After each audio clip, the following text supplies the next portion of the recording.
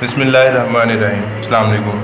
امید کرتا ہوں سب دوست خیریت سے ہوں گے۔ اللہ پاک آپ کو ہمیشہ خوش رکھے اور آپ کو ترقیاں عطا فرمائے۔ دوستو، آج کی ویڈیو سٹارٹ ہونے سے پہلے آپ کے سامنے ایک نام بہت ہی پیارا اور میٹھا سونے محمد صلی اللہ علیہ وسلم کا نام آ رہا ہے۔ آپ لوگوں سے صرف اتنی گزارش ہے، آپ اس نام کو پڑھیں، اس کو دیکھیں اور ایک دفعہ کم از کم نبی پاک صلی اللہ علیہ وسلم کی شان پر نام پڑھ کر ان پر درود و سلام پڑھیں، جو کہ اللہ پاک کی بھی سنت ہے۔ نبی پاک صلی اللہ علیہ وسلم پر درود و سلام پڑھنا، آپ بھی اس سنت پر عمل کریں اور ثواب کمائیں۔ اس کے بعد ہم ویڈیو کا باقاعدہ آغاز کریں گے، جو کہ تعلیم کے متعلق انشاءاللہ اس میں آپ کو بہت اچھی انفارمیشن ملے گی۔ آپ سلام ایک دفعہ پڑھ لیں۔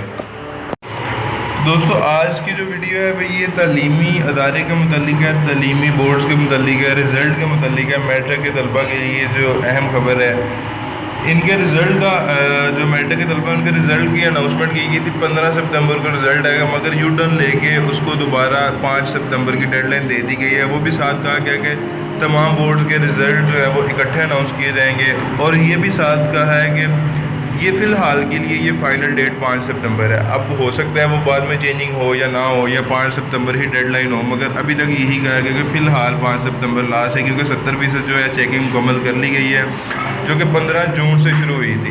اور 5 ستمبر کو رزلٹ اس لیے اناؤنس ہوگا کہ 15 ستمبر کو ادارے کھلیں گے، تو جیسے کالجز کھلتے جائیں گے ان کے 11ویں جماعت کے ایڈمیشن جو ہے وہ سٹارٹ کر دیے جائیں گے، تاکہ اور مزید ٹائم ویسٹ نہ ہو۔ اور ان کے جو پریکٹیکلز ہیں میٹرک کے، ان کے جو طے شدہ فارمولہ پہلے بتایا گیا تھا کہ ان کے جو جس حساب سے ان کے مارکس ہوں گے، اس طرح ان کے میٹرک کے پریکٹیکلز بھی لگا دیے جائیں گے مارکس، اسی طرح ان کا ہوگا۔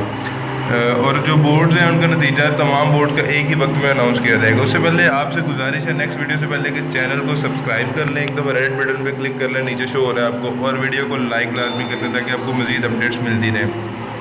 اس کے بعد سیکنڈ خبر کی طرف آئیں۔ کے پی کے جو وزیر تعلیم ہے ڈاکٹر ایوب خان، انہوں نے پریس کانفرنس کی تھی۔ انہوں نے اس میں کہا تھا کہ تمام بچوں کو اسکول بلانے کی اجازت نہیں ہوگی۔ جو جماعت حرم تک کے بچے ہیں ان کو گھر میں ہی ہوم ورک دیا جائے گا، اور پنجم سے آگے جو بچے ہیں ان کو اسکول میں بلایا جائے گا، اور ان کو بھی مزید سخت SOPs کے ساتھ بلایا جائے گا۔ SOPs بھی جاری کر دی گئی ہیں۔ اس کے بعد کرونا SOP سے متعلق آن لائن ٹریننگ یا فزیکلی طور پر ٹریننگ دی جائے گی، ٹیچرز کو بھی دی جائے گی۔ اس کا جو پروسیس ہے وہ اسکول کھلنے سے پہلے مکمل کر لیا جائے گا۔ تمام ٹیچرز کو گائیڈ کیا جائے گا کہ کس طرح اسکول میں SOPs کو مینٹین کرنا ہے۔ تو ابھی تک جو اسکول کھولنے کی تاریخ ہے وہ 15 ستمبر ہی ہے، تو جو SOPs کا طریقہ ہے وہ اس ٹریننگ میں بتایا جائے گا تمام ٹیچرز کو۔